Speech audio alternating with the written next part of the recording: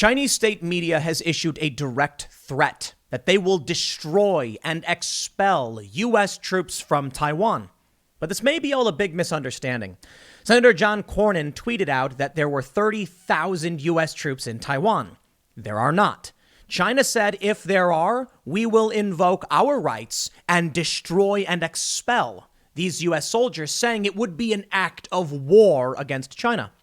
However, there are some U.S. military personnel operating in Taiwan, and China did go on to say that when they do take Taiwan to reunify, will the U.S. abandon them? In a previous statement, they said the U.S. clearly will. That's Biden's failure in Afghanistan. Now, it's good that we're withdrawing from Afghanistan. I'll say that a million times. But I think based on all of the reports coming out, we can see this is a disaster. And Biden and his administration have screwed this up. Because of that, China is now taking advantage, conducting live fire drills in the region. And they've already been pressing on Taiwan. Now, the reason this is bad, Taiwan obviously is one of our allies in the region. And with the fall of Kabul and Afghanistan, it sends a dangerous signal that the U.S. is not able to defend its allies.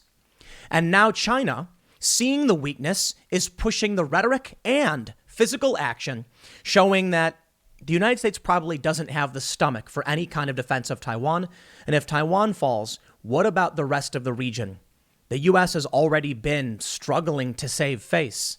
And there's a lot of questions about whether or not the U.S. should or shouldn't intervene. But in the end, it seems like the outcome of all of this is kind of obvious. The once great power of the United States is coming to an end. We will not be able to defend Taiwan nor our allies in Southeast Asia, and that will mean the rise of China as a global superpower. And then you will learn what it means to live under the political and cultural influence of communists.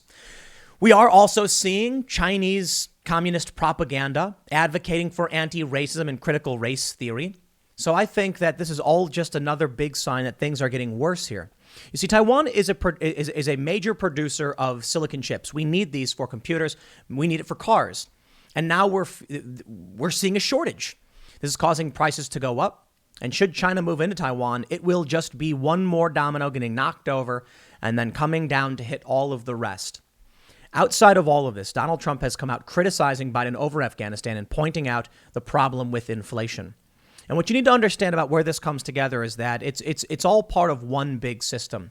If China does take the actions they're claiming they will, reunifying with Taiwan, it causes a chip shortage. The U.S. will lose access to tons of its technological components. You will then see more and more inflation, along with what Joe Biden's already doing. And it's less about China, I suppose. And it's more about the failures of the Biden administration, which could result in a major backlash. Maybe come 2022, we see a red wave. In 2024, we see the rise of a strongman president saying, enough.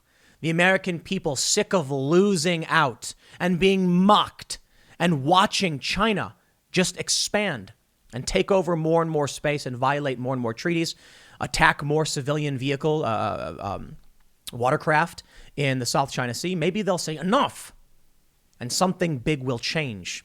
And maybe that will be a reversal. But for now, China's not playing around.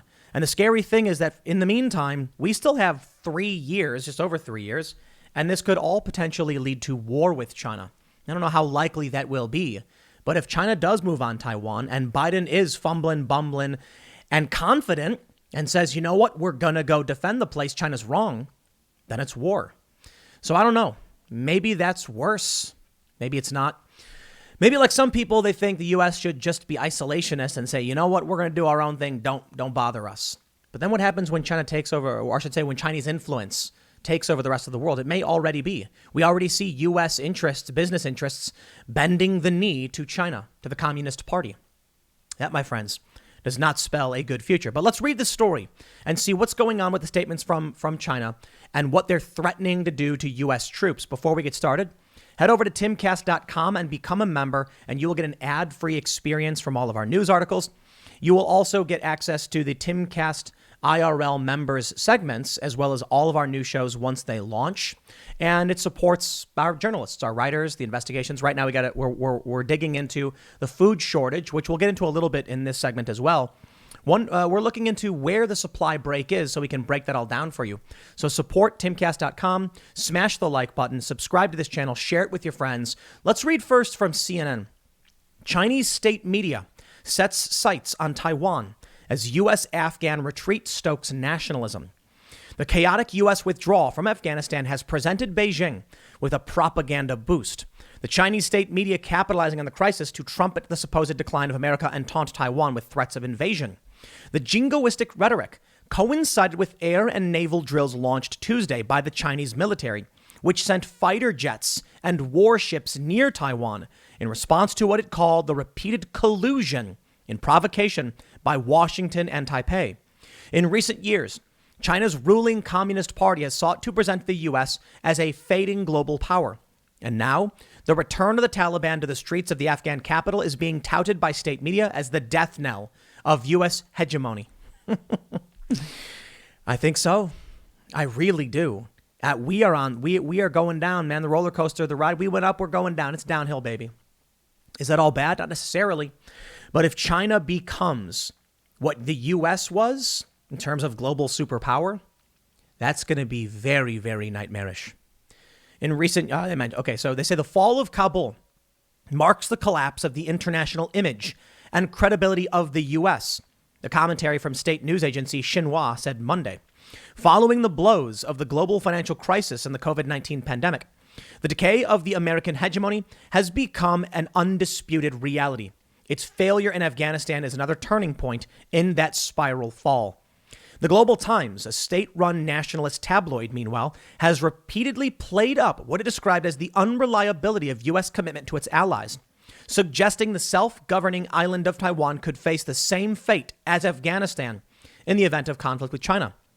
Taiwan and mainland China have been governed separately since the end of a civil war more than 7 decades ago, in which the defeated nationalists fled to Taipei.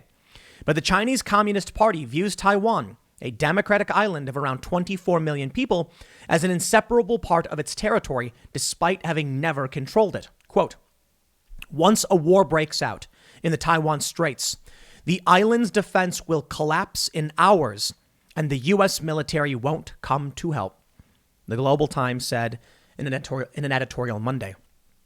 The Global Times issued a few other statements. In one, they tweeted out, if there truly are 30,000 U.S. troops in Taiwan, it is believed that China will immediately put the anti-secession law into use, destroy and expel U.S. troops in Taiwan by military means, and realize reunification by force.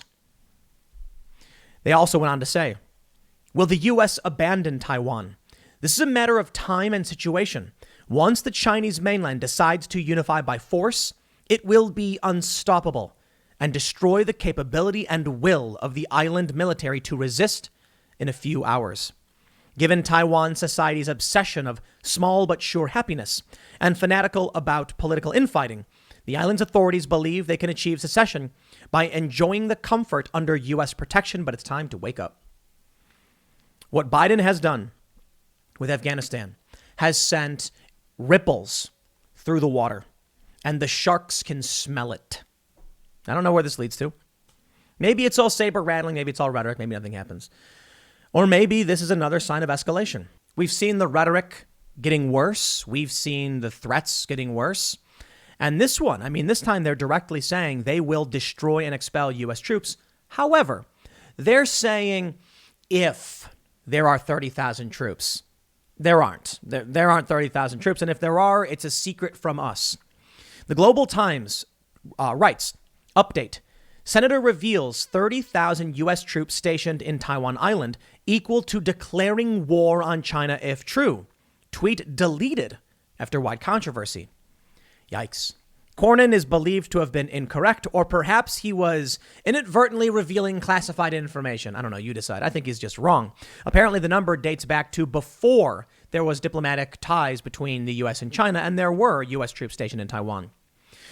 The Global Times, for what it's worth, Chinese propaganda says, a senior U.S. senator, also a member of the U.S. Senate Select Committee on Intelligence, on his social media revealed that the U.S. has 30,000 soldiers stationed in China's Taiwan Island. If the tweet is correct, It is a military invasion and occupation of China's Taiwan, and equivalent to the U.S. declaring war on China. China could immediately activate its anti-secession law to destroy and expel U.S. troops in Taiwan and reunify Taiwan militarily, some experts noted. In fact, China could now use this as pretext. A senator revealed they had troops. We now need to go in to make sure that's not true. What are they supposed to do? Maybe Cornyn, well, either way, Cornyn made a huge mistake. Either his number was wrong or he accidentally revealed some very serious and sensitive information.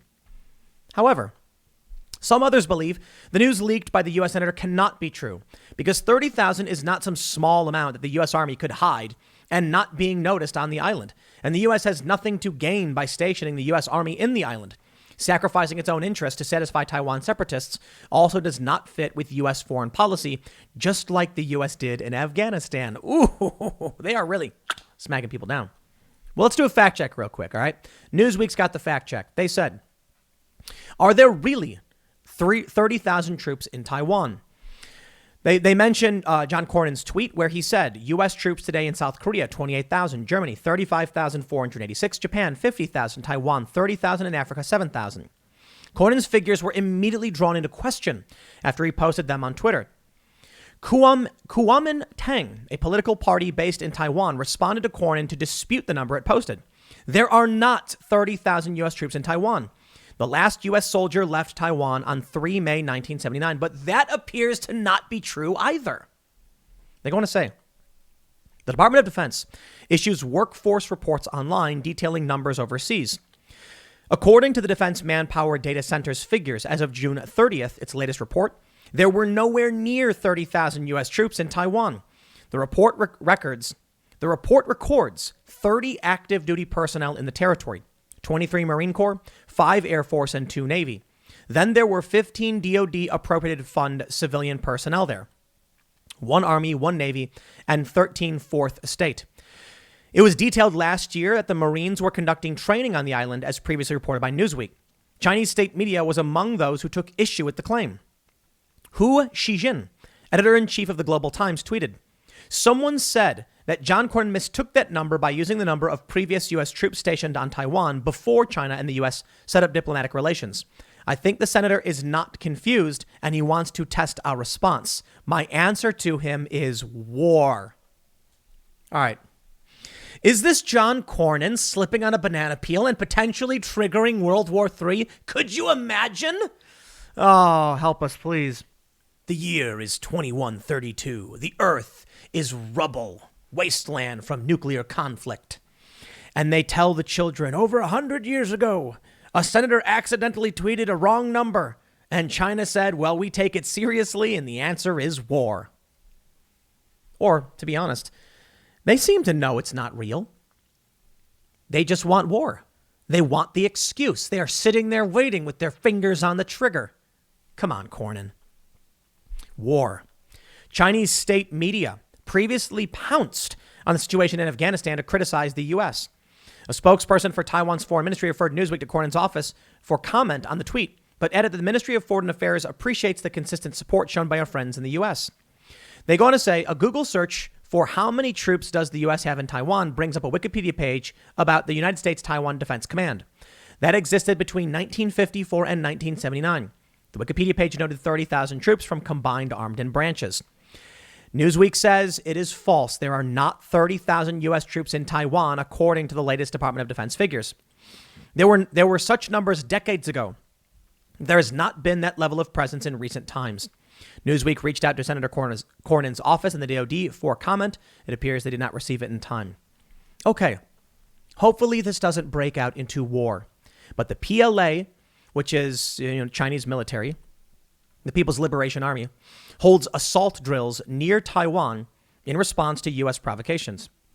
From the International Business Times, the People's Liberation Army launched assault drills Tuesday at multiple locations near the island of Taiwan in response to what it called external interference and provocations. Warships and fighter jets dispatched by the PLA Eastern Theater Command exercised off the southwest and southeast of Taiwan, practicing joint live fire assaults and testing the troops' integrated joint operation capabilities, reported Reuters. Though China did not give details about the exact location of the military drills, the report, quoting Taiwan's defense ministry, said the aircraft flew in an area between mainland Taiwan and the Taiwan-controlled Pratas Islands at the top part of the South China Sea. Warplanes also briefly entered the strategic Bashi Channel off southern Taiwan that leads to the Pacific. The ministry said 11 Chinese aircraft entered its air defense zone, including 2 nuclear-capable H-6K bombers and 6 J-16 fighters, and that it had scrambled jets to warn the PLA planes away. A senior official familiar with Taiwan's security planning said PLA Air Force was carrying out a capturing air supremacy drill using their advanced J-16 fighters. In addition to seeking air supremacy over Taiwan, they have also been conducting frequent electronic reconnaissance and electronic interference operations, the unidentified source told Reuters. According to the source, Taiwan believes China is trying to gather electronic signals from U.S. and Japanese aircraft so that they can paralyze reinforcing aircraft, including F-35s, in a war. According to Chinese state-backed media Global Times, PLA senior colonel and spokesperson of the Eastern Theater Command, Shi Yi, said the U.S. and Taiwan authorities have been frequently colluding and making provocations, sending wrong signals, and severely violating China's sovereignty and seriously damaging peace and stability in the Taiwan Straits. Shi Yi said, the exercises are necessary based on the current security situation in the Taiwan Straits and the need to safeguard national sovereignty. However, Reuters speculated that the PLA military action may have been a response to the U.S. approving the new arms sale package to Taiwan worth $750 million. Global Times also quoted several Chinese analysts who said the military drill could be a training for a large-scale amphibious operation and likely practice surgical precision strikes on designated targets within a short period of time. Last month, China had launched a 3-day naval drill in the South China Sea in an apparent rebuke to United Kingdom's carrier strike force sailing in the disputed water. The PLA Navy maneuver between Guangdong's Shangchuan Island and the South China Sea coincided with Queen Elizabeth carrier strike group's entry into the South China Sea. Okay, we get the idea. They're active. There's fear of war. Donald Trump is roasting Joe Biden over Afghanistan and inflation. And the stuff with China has me thinking, and Afghanistan. I'm reminded of the comic book Watchmen. Have you ever read the comic or seen the movie? They're kind of different, but still somewhat the same. And there's one message in it that I think is important. The gist of the story is that the evil villain, he was actually one of the superheroes and they didn't realize he was conspiring against the world. His goal was to simulate an alien invasion so that the Soviet Union and the U.S. would unite against a shared enemy, thus saving the world.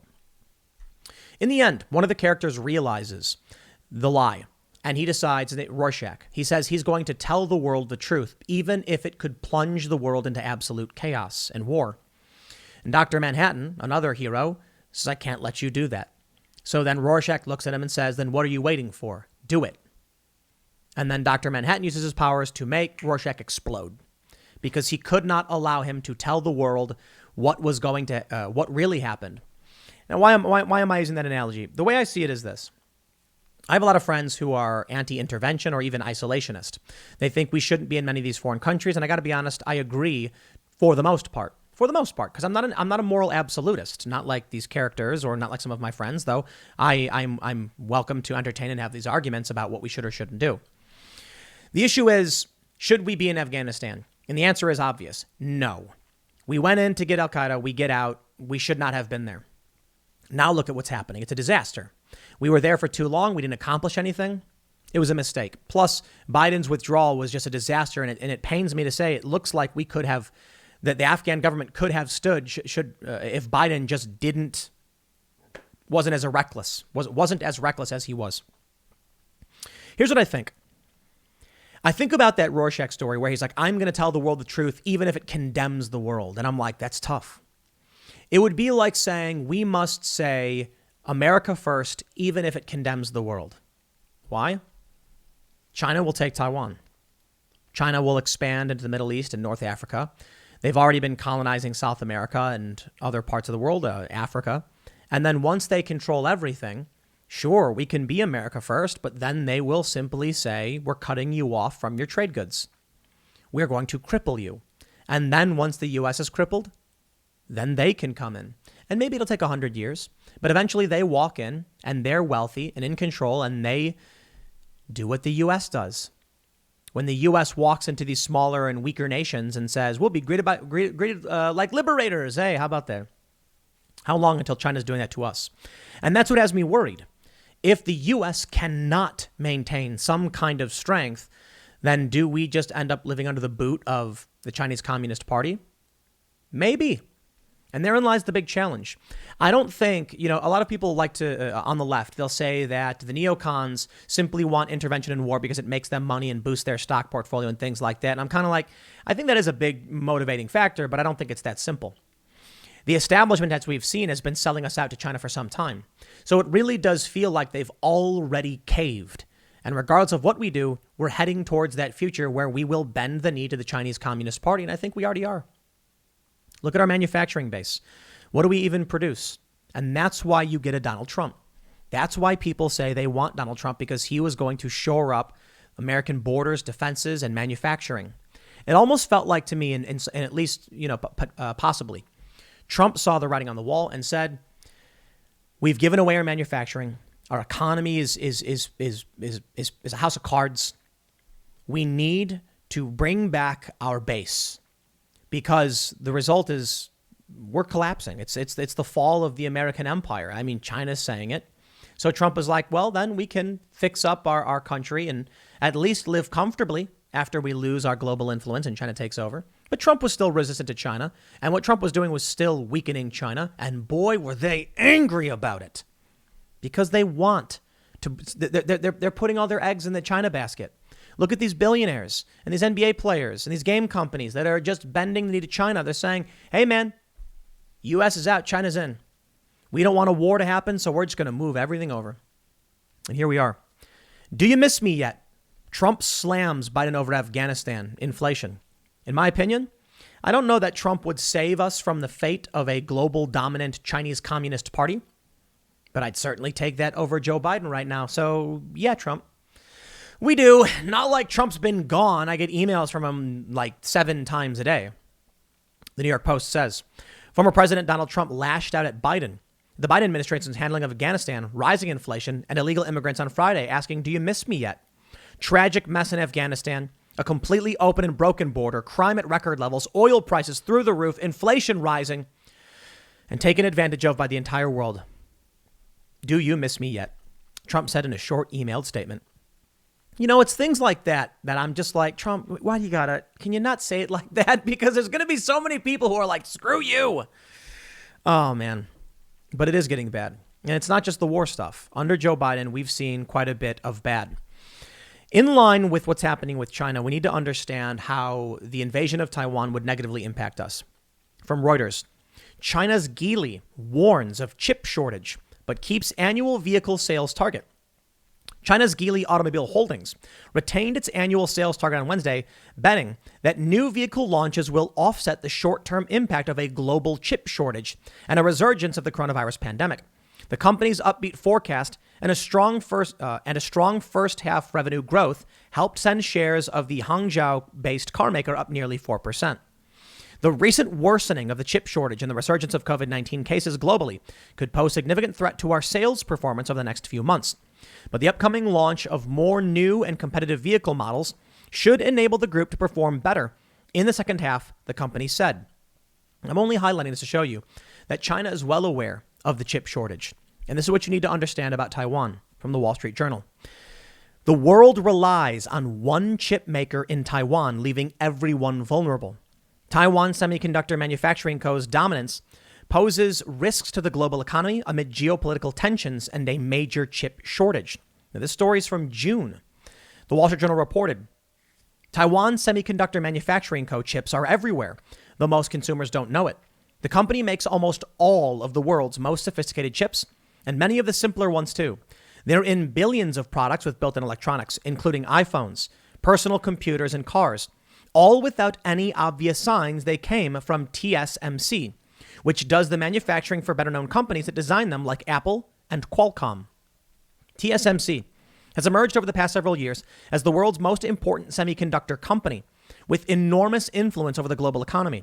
With a market cap of around $550 billion, it ranks as the world's 11th most valuable company. Its dominance leaves the world in a vulnerable position, however. As more technologies require chips of mind-boggling complexity, more are coming from this one company on an island that's a focal point of tensions between the U.S. and China, which claims Taiwan as its own. Analysts say it will be difficult for other manufacturers to catch up in an industry that requires hefty capital investment, and TSMC can't make enough chips to satisfy everyone, a fact that has become even clearer amid a global shortage. Adding to the chaos of supply bottlenecks, higher prices for consumers, and furloughed workers, especially in the auto industry.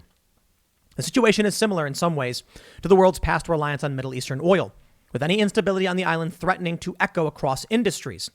Being dependent on Taiwanese chips poses a threat to the global economy, research firm Capital Economics recently wrote.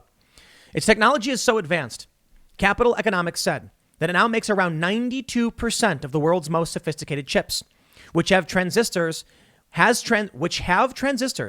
are less than 1,000th the width of a human hair. Samsung Electronics Co. makes the rest.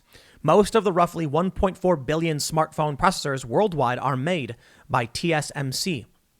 It makes as much as 60% of the less sophisticated microcontrollers that car makers need as their vehicles become more automated, according to IHS Markit, a consulting firm. TSMC said it believes its market share for those microcontrollers is about 35%.